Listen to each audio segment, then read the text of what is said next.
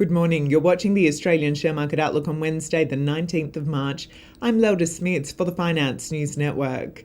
The Australian share market and dollar are poised for a positive session ahead of the US Federal Reserve's two-day policy meeting amid expectations for a further cut to stimulus.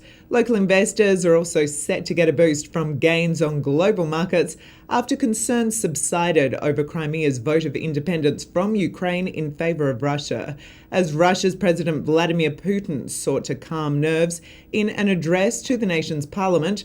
Wall Street was also encouraged by well-received US economic data. Looking closer at those figures, the US Commerce Department reports the construction of new homes dropped 0.2% last month, while an indication of future construction building permits gained 7.7% in February. Also released overnight, the Labor Department reported the core consumer price index edged up by 0.1% last month on the back of a 0.4% gain in food prices. Across global markets, Wall Street gained on Tuesday. The Dow Jones Industrial Average gained 89 points to close at 16,336. The S&P 500 gained 13 points to close at 1,872. And the Nasdaq gained 53 to close at 4,333. European markets also rose on Tuesday. London's FTSE 100 rose 37, France's CAC 40 rose 41, and Germany's DAX rose 62. Asian markets also ended higher on Tuesday. Japan's Nikkei rose 134 points, Hong Kong's Hang Seng added 110, and China's Shanghai Composite added 1.5 points. The Australian share market closed 0.5% higher yesterday following the RBA's March meeting minutes. The S&P ASX 300 index gained 27 points to finish at 5,345 on Tuesday. And on the futures market, the SPI is currently 14 points higher. Now looking at currencies, the Australian dollar has remained strong following the RBA's release and at 7:30 a.m. was buying 91.28 US cents, 55.04 pence sterling, 92.57 yen, and 65.53 euro cents.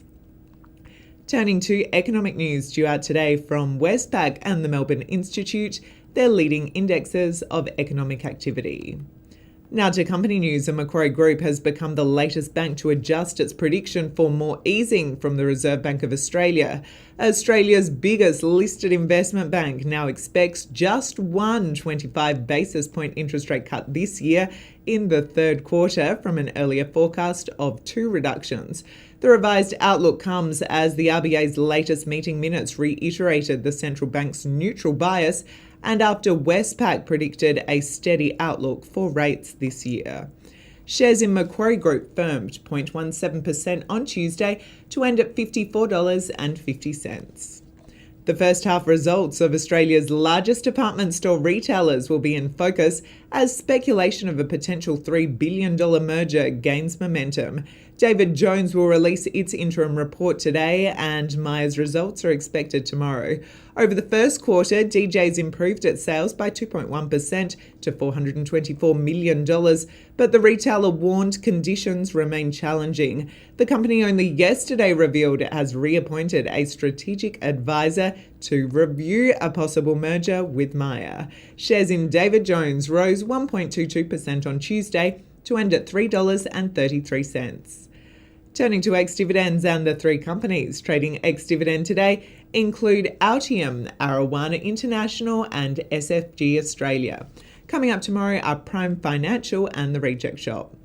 Finally, a wrap of commodity movements, and pulling back from a 6-month high, the price of gold has slipped $13.90 to $1,359 an ounce for the April contract on COMEX. Silver has lost 41 cents to $20.86 for May. Copper is flat at $2.95 a pound.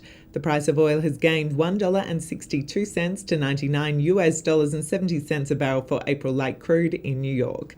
Thank you for watching the Australian Share Market Outlook on Wednesday, the 19th of March. I'm Lel Smits for the Finance News Network. Have a lovely day.